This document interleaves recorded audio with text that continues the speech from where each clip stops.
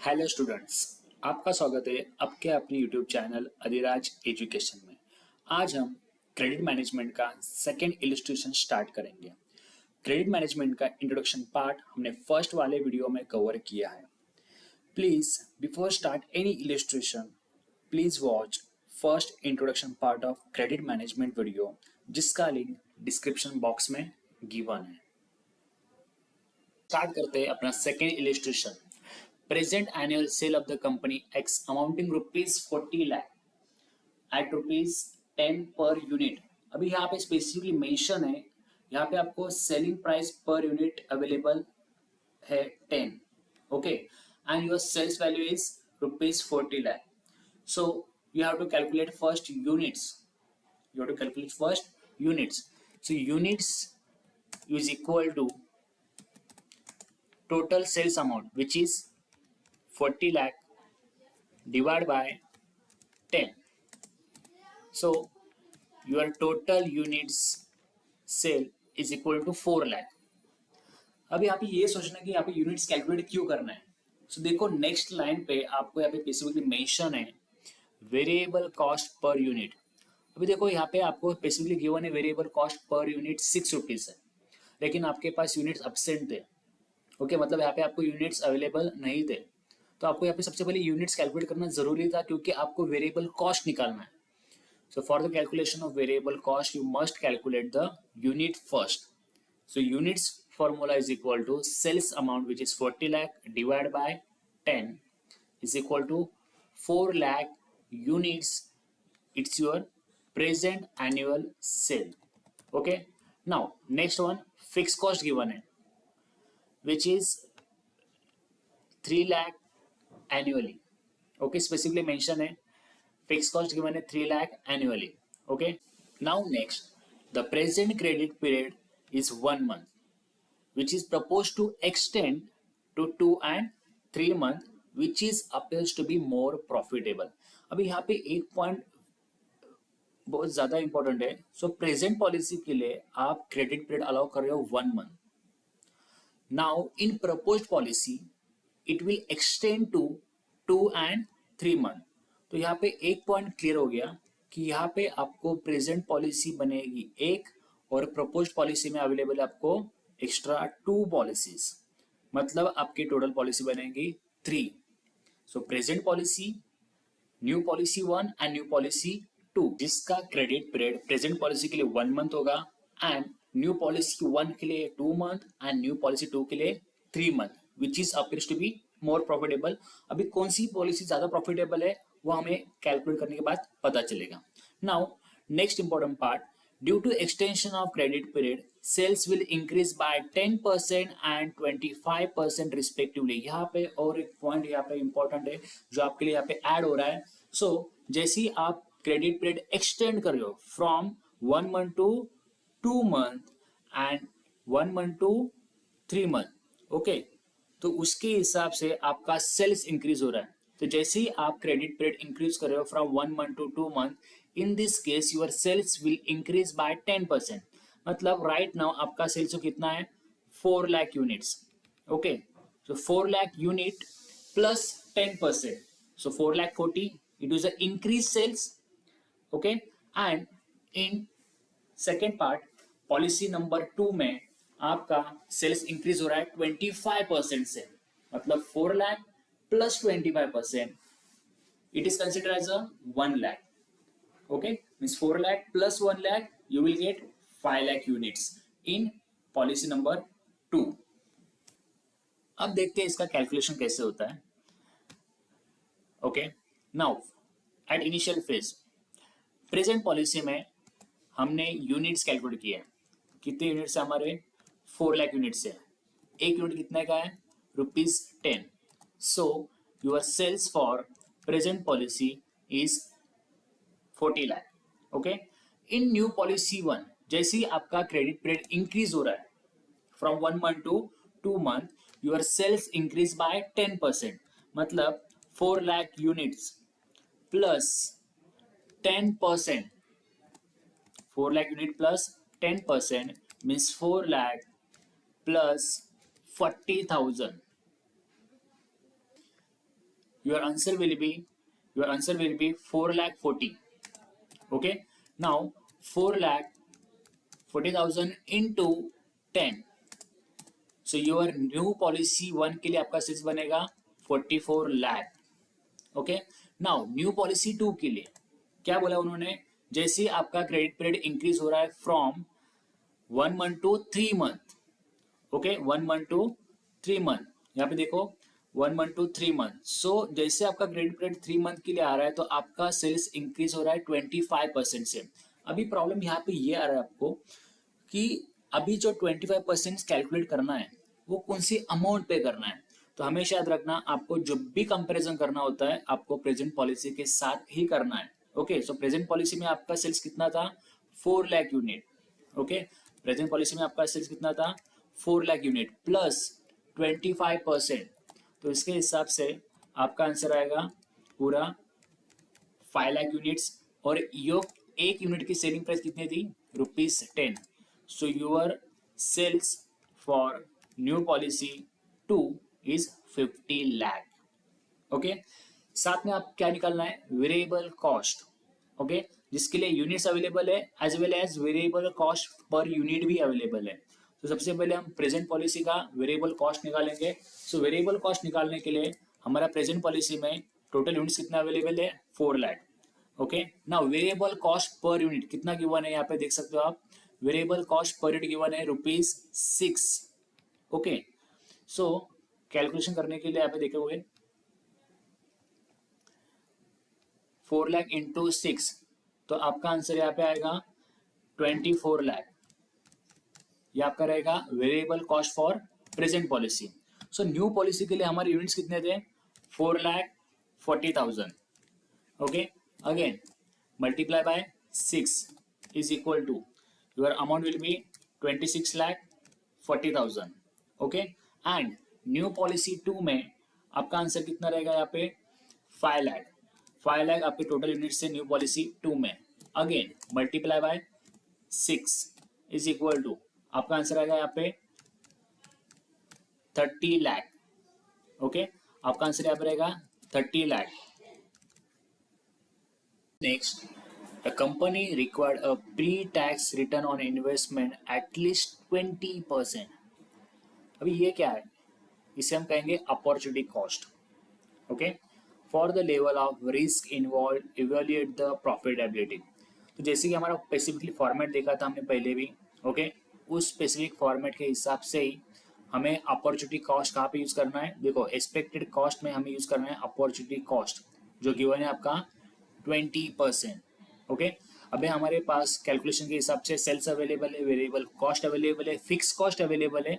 अभी हम फॉर्मेट में सारे अमाउंट्स क्या करेंगे पुटअप करेंगे. नाउ सबसे पहले क्या अवेलेबल है अपने पास सेल्स फॉर प्रेजेंट पॉलिसी कितना गिवन था आपका 40 lakh. Okay, now sales for new policy 44 lakh. Now sales for new policy 2 50 lakh. Okay, now variable cost calculation के हिसाब से देखो calculation variable cost for present policy 24 lakh. Variable cost for present policy 24 lakh. Now variable cost for new policy 1 26,40,000. Variable cost for new policy 1 26,40,000 and variable cost for new policy 2 आपका था 30 lakh. Okay, now next part is contribution. अभी contribution का formula क्या था अपना sales minus variable cost you will get contribution.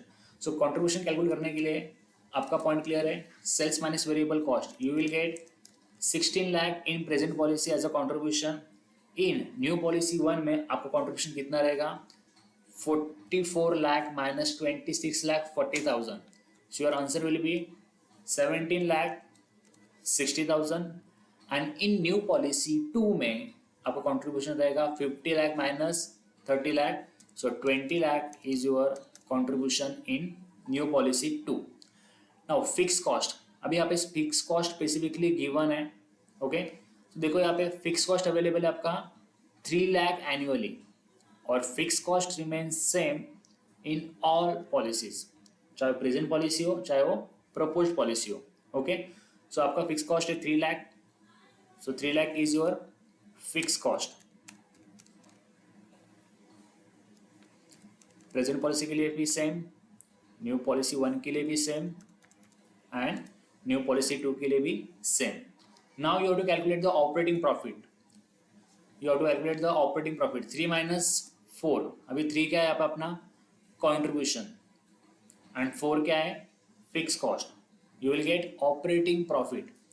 So calculation of operating profit, contribution minus fixed cost, तो 16 lakh minus 3 lakh you will get 13 lakh। in second new policy 1 में 17 lakh 60,000 minus 3 lakh you will get 14 lakh 60,000 and in third new policy 2 में 20 lakh minus 30 you will get 17 lakh।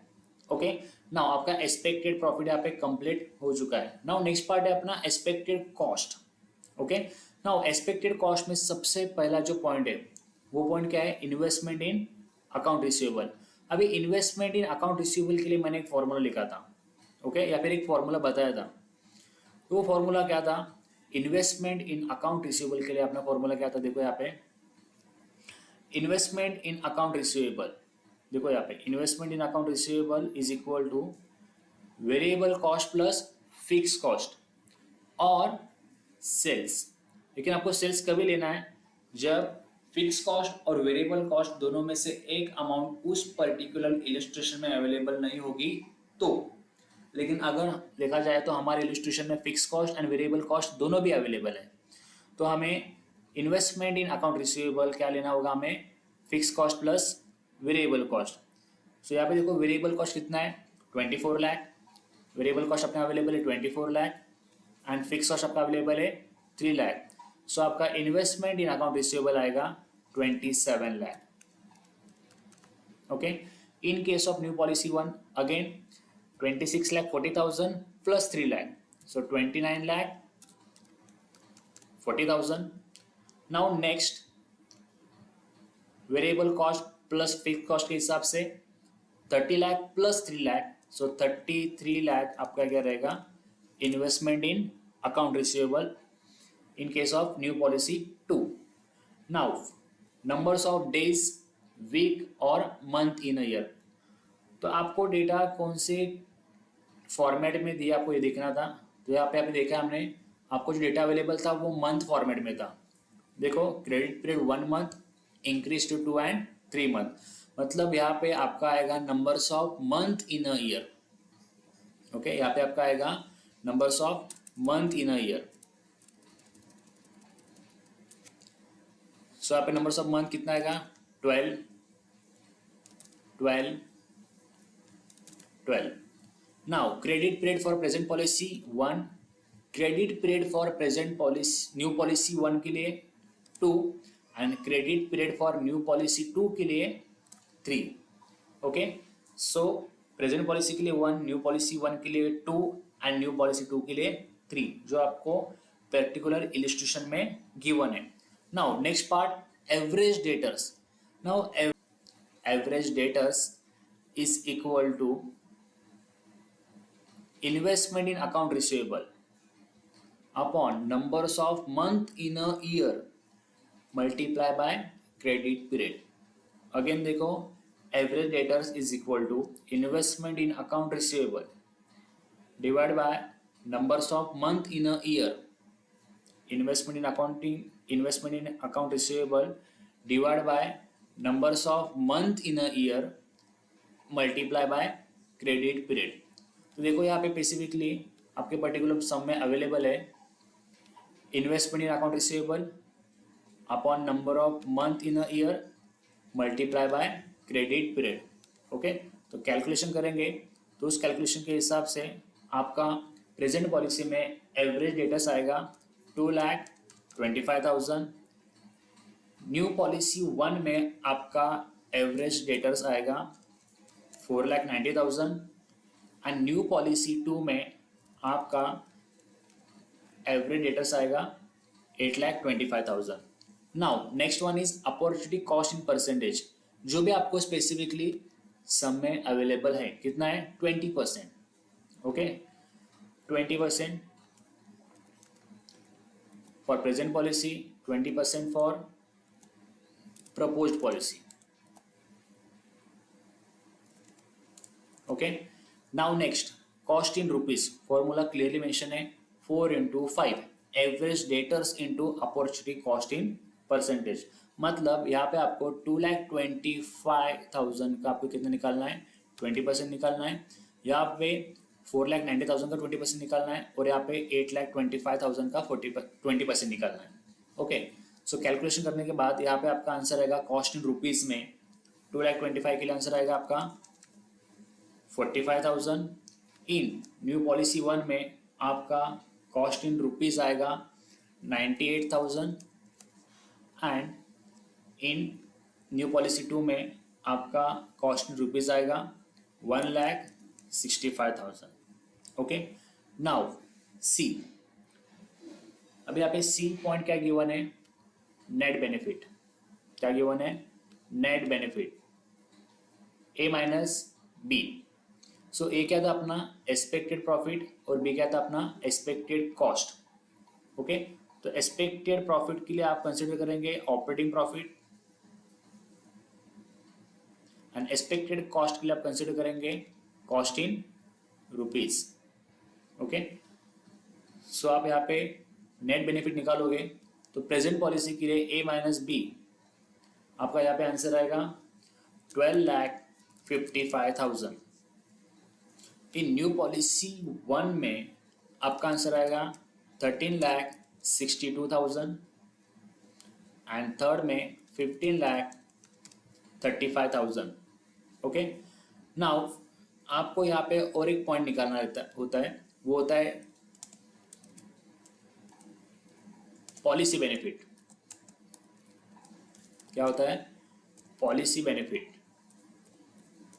Okay तो policy benefit निकालने का formula क्या है तो हमने वो भी पढ़ा था प्रपोज्ड पॉलिसी या फिर new policy minus present policy. New policy minus present policy. अब यहाँ पे आप देखोगे न्यू पॉलिसी 1 कितना आंसर है अपना 13,62,000। ओके न्यू पॉलिसी 1 का आंसर आपका कितना है 13,62,000 माइनस ओल्ड पॉलिसी 12,55,000।